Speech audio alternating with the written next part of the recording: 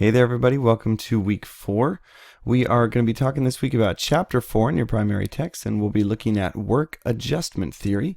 And yes, it is primarily what you think it is. It is helping others to adjust well to their work, but this is going to help us get into why we're able to help people adjust to their work well. And so we're going to get into some of the nuts and bolts here of what some of the basic tests do, and we're going to take a look at how you as a counselor can help people to match up with a job that brings them some kind of satisfaction. So the way that we're able to do that is by looking at the work adjustment theory put forth by Doss and Lofquist, and we're going to be taking a look at values and abilities, not so much interests. So We'll take a look at interest tests later on in the semester here, but this week we're primarily focusing on abilities and values, and really values maybe more than anything as a starting point. And of course, abilities are helpful. We want to integrate those because as much as I may value something like the freedom and the flexibility of being a freelance artist, I have very little, if any, artistic ability. I sing, except for recently, well, my voice has not been great, but other than that, I like to sing. But beyond singing, not so much the artistic ability. So as much as I might have been interested in that as a job, not a great fit for me. So we do want to integrate those things. And so what we're going to be doing this week is taking a look at our typical format here, looking at gaining self-understanding, gaining understanding of the work environment and what it takes to be in particular environments, and then how to integrate those two things for particular clients. So let's go ahead and jump in here to looking at how work adjustment theory views gaining self-understanding. And so what you hopefully have been noticing, you'll continue to notice throughout the semester, is that gaining self-understanding can look a little different in each of our different areas or each of our different theories, our ways of understanding work and how people match up with work. And so in work adjustment theory, the understanding or the primary assumption we can say is that people's interests tend to flow out of their values and their abilities. So if you were really good at ballet, at dance, if you did the tap toe and jazz growing up, there's a good chance, if you were any good at it, meaning if you had some ability in it, that you may have started to value that maybe that was a value that was built into you by your family. I know for me that was athletics and competition.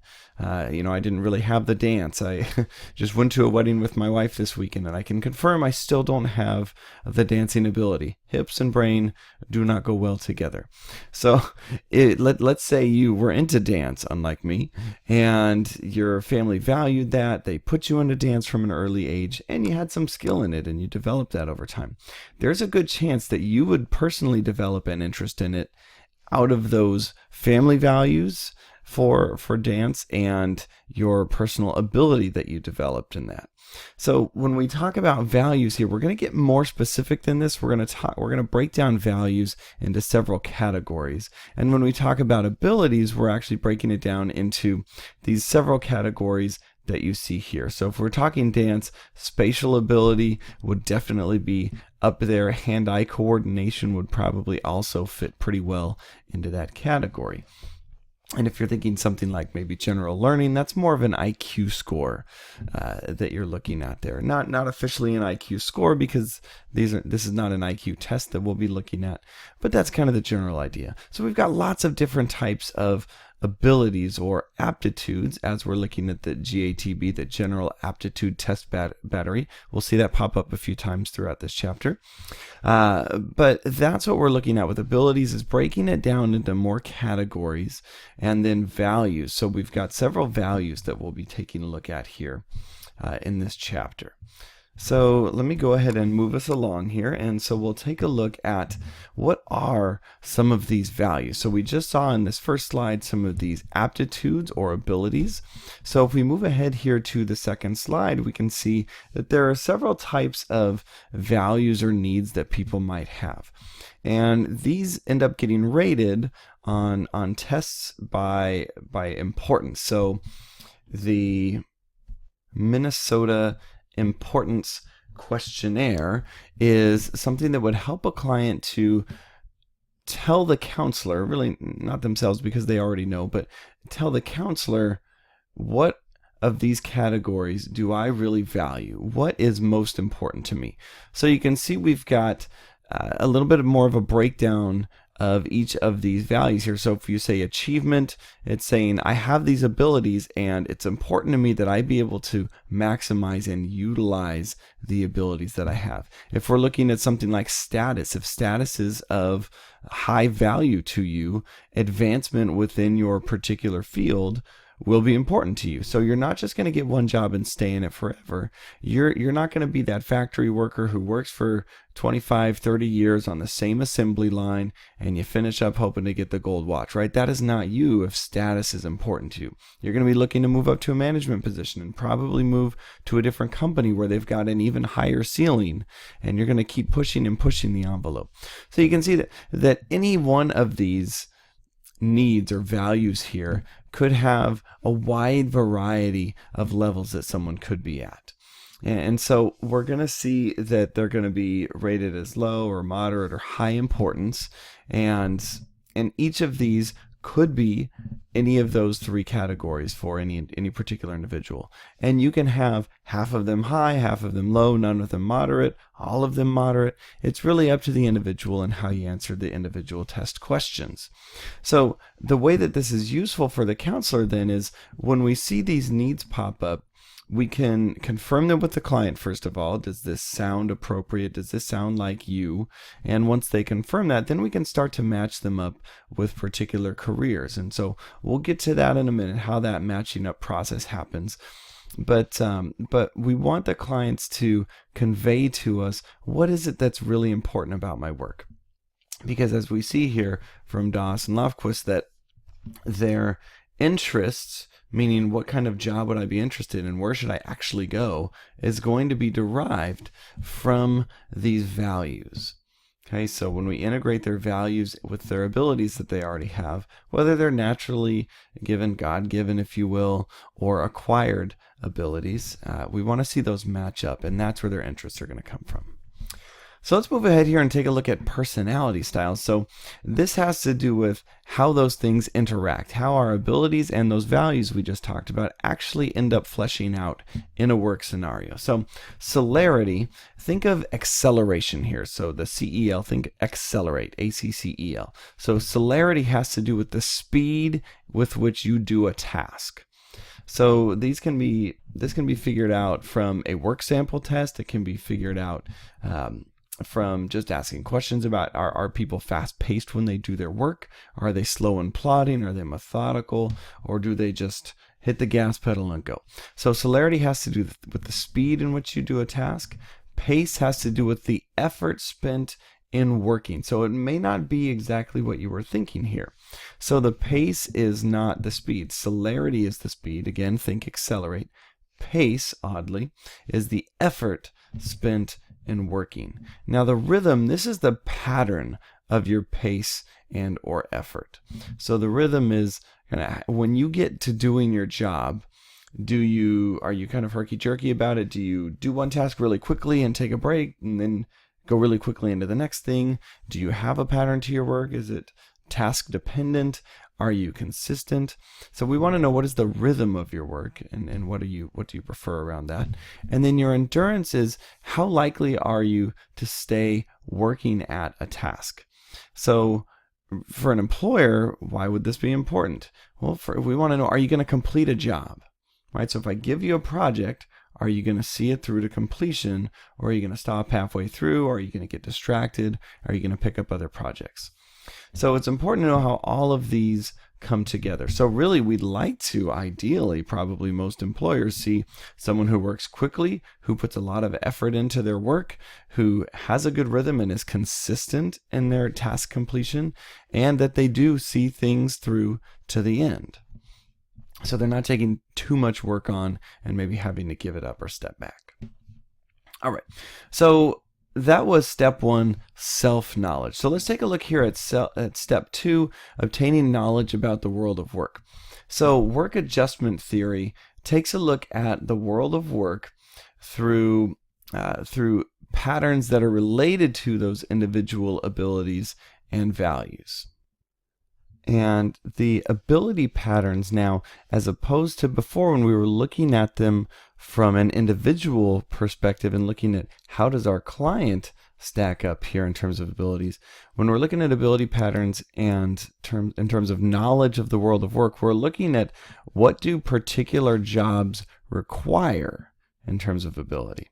So does a job as a carpenter require a significant amount of verbal ability, or is it more about form perception? And is there any clerical ability involved in carpentry, right? So you may have some assumptions about these things, and so what's going to be helpful here is that we'll take a look at one later, but there are inventories, there are manuals, encyclopedias, dictionaries out there, and we took a look at those, I believe it was last week, and what we learned is that there are significant descriptions of hundreds, thousands of jobs out there and what's required for these jobs, what kind of people might be successful at these jobs, what kind of money you can make at these jobs. And so the work adjustment theory looks at these jobs through ability patterns specifically. So not so much in terms of how much money are you going to make, but we're going to look at it from this lens of what abilities are required to be successful. And then when we think about values, this is done a little bit differently. The abilities were done through job analysts and the general aptitude test battery scores that individuals had who work in these jobs. Value patterns, on the other hand, are values that are found by giving the Minnesota job description questionnaire to people already in these jobs and then matching up those values. So this is actually similar to a personality test, the Minnesota multiphasic personality inventory. It was designed very similarly in that they found they went to a hospital originally anyway. They've done other iterations of it now. But the original iteration or original version of the MMPI was done by assessing individuals at a hospital who had disorders, major depressive disorder, psychotic disorders, anxiety disorders. And they just handed out the original version of the test and found out who stacked up where. So it wasn't so much that it was based on a theory, but they were looking at it from a who has this already. In this case, we're looking at who has this job already, and then what items stack up with this job. So we want to know, do people who are elementary school teachers tend to have a value of comfort or altruism versus safety and achievement? If you've ever been around teachers, if you've been a teacher, if you are related to teachers, you probably know there's not a lot in terms of achievement that can be done unless you move into an administrative role. And then you're likely not doing very much teaching anymore. So it's a very different job within the field of education. So you would think maybe achievement, maybe not so high for teachers, but maybe high in the altruism, wanting to do something to further the education of the next generation. So these are some things that we might expect to see, but we'd want to see some research to bear that out. But that's the idea with the value patterns. They found these values for particular jobs, for hundreds of jobs, by giving the questionnaire, the Minnesota Importance Questionnaire, to thousands of people in different jobs to see what stacked up. All right. So let's move ahead here. And so we've got step 1, learning about self, step 2, learning about the job world, and then step 3, how do we actually integrate these things together? How do we integrate step 1 and step 2? And so one way we can do that within career counseling is looking at the Minnesota Occupational Classification System and what are some of the matches here. Now there's a great example of this in your text. Let me pause and find that here real quick so I can give you the information. All right, so if you have the most recent edition of the book in chapter 4 here, looking at table 4.4 and 4.5 should be helpful for you in getting a sense for what are some of the assessment instruments in 4.4 that are part of the Minnesota Occupational Classification System, or MOCS, And 4.5 gives us a great breakdown example of how our sample client here, Winifred, has scored on the Minnesota Importance Questionnaire. So it gives us a sample report here. And if you're looking at that chart here, in my book, it's on page 105, but it's table 4.5, looking again at the Minnesota Importance Questionnaire sample report. If you're looking at that, the C index is giving you a score that tells us how well Winifred's clusters match up with her needs. So we get a chance to see how important things are to her and how well her important values, be they achievement, autonomy, whatever her needs are, her values are, how well do they match up with particular occupations. And so we can take a look, and if we just start at the top here and we see architect, that's got a pretty decent score here of a 0.25. The C index score is a 0.25, and the L just means that she's likely going to be satisfied in that kind of position. We can see that she's not likely to enjoy being a bricklayer. If I'm recalling correctly, one of the things that she enjoyed about her job, I think she works a lot with tractors and she likes to be very creative and do a lot of new things. Bricklayers, kind of doing the same thing most days. Now you may be laying different kinds of brick or different kinds of tile, but kind of monotonous in a sense. So somebody who doesn't like to be very creative in their job, just likes to do the same thing, have security, know exactly what they're doing every day, likes consistency, they may like bricklaying, but not so much with Winifred. So we can take a look and say bricklayer, negative 0.7 correlation here, or correspondence, the C index, and we get an N, meaning she's not likely to be satisfied, or she will be not satisfied. If we flip the page here, we can see something like commercial artist or illustrator. She gets an S, so she's got a score above 0.5, a 0.56, I believe in this case, and she gets an S. It means that she will be satisfied in this kind of job. Now, of course, this assumes that she has the ability to perform this job, which in the narrative, Winifred says, I don't have artistic ability. So she's like me, not so much going to be a freelance artist here, and she's not going to be an illustrator. So even though her values match up with this job, not so much the skill set, not so much the ability pattern. So really, again, this is something we have to go through with the client. So there's a great example here, some interesting and I think helpful interactions or transcripts here of Winifred's discussion with a counselor, and it helps you walk through what would this actually look like in practice. So I encourage you to read those or reread them if you've only gone through them one time, because I think it helps us get a sense for what is the nuance that we might want to use with clients, and how can we translate some of the jargon that we use with this and translate it to something we would actually say to another human being.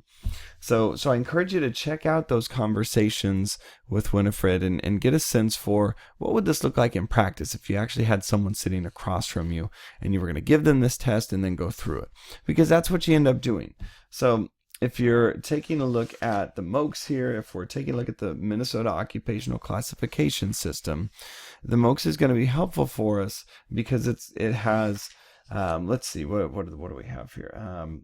Patterns for more than 1,700 occupations. Now, there's no way on this earth that you are going to memorize all of the matching criteria for 1,700 occupations, right? So there's going to be a lot of crossover. You'll have just too many things to recall. So you're going to have resources at your fingertips, hopefully, to help you go through that. So let me actually pull one up here, and I'll move my little box around if we need to here.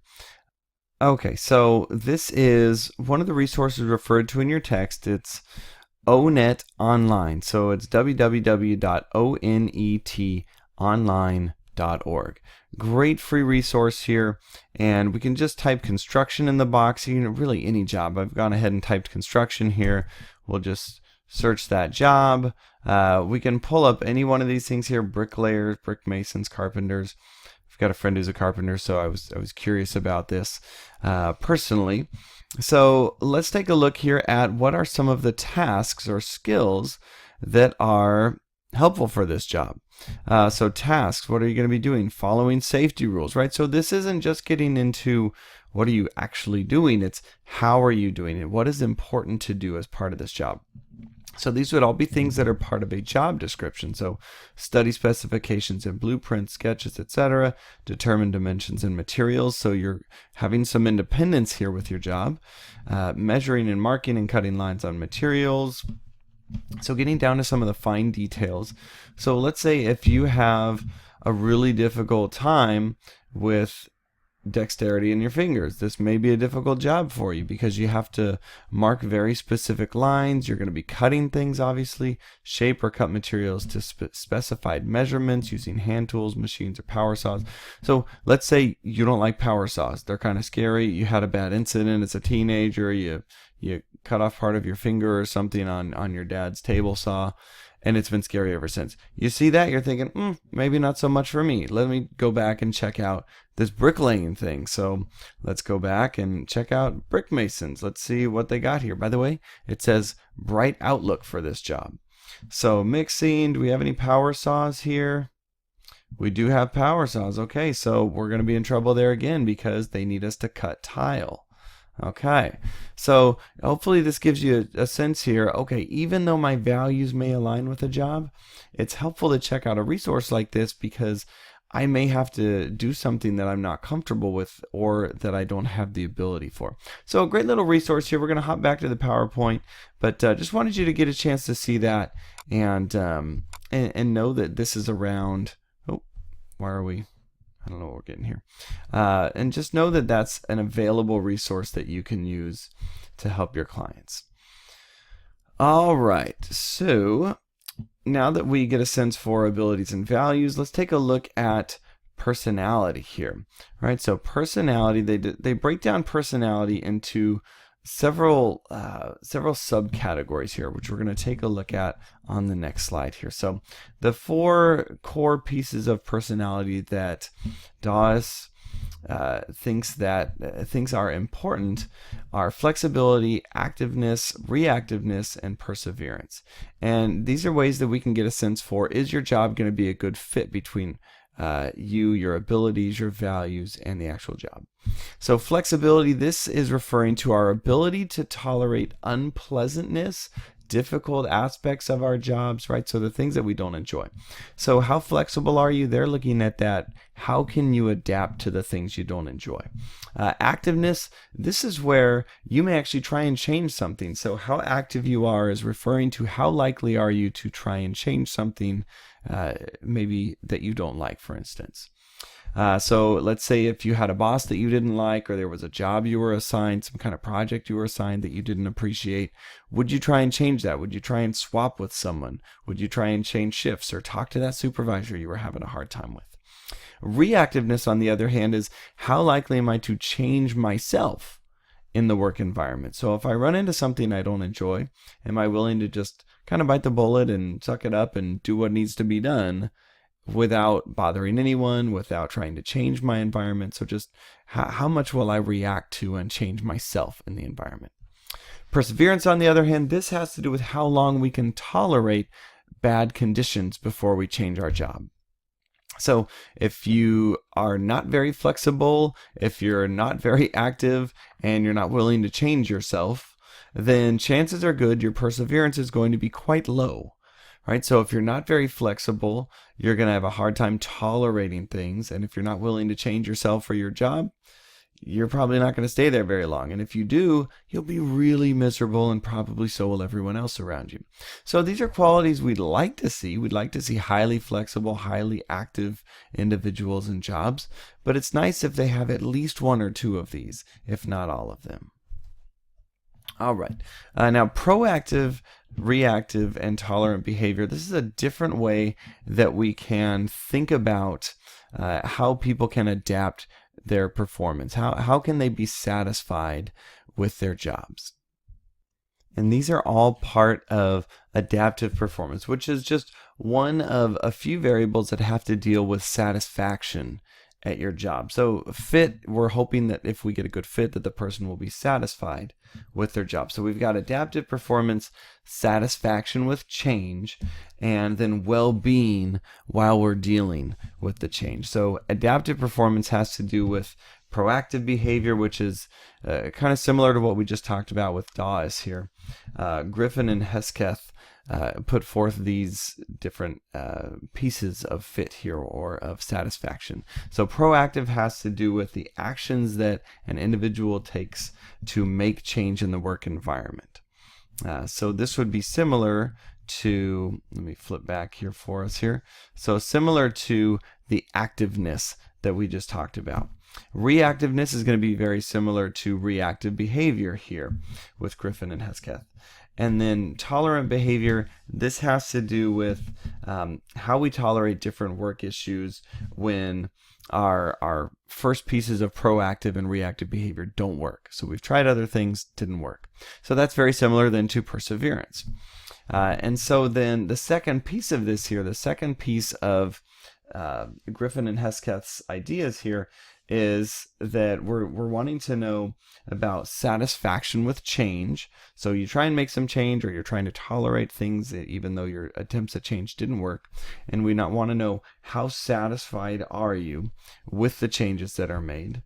And then we also want to know, in addition to this satisfaction with the changes, and are you able to even enjoy the challenge of trying to make changes, even if they don't work? Can you be satisfied with the challenge? In addition to that, we want to know what are the other factors that lead to well-being in this job environment. So we want to know adaptive performance. Can you try to make changes in yourself or the environment, and can you tolerate it for a while? Can you be satisfied with at least trying? Can you be satisfied with the changes, or at least trying to make changes? And then, do you have the cognitive and motivational factors, the general intelligence?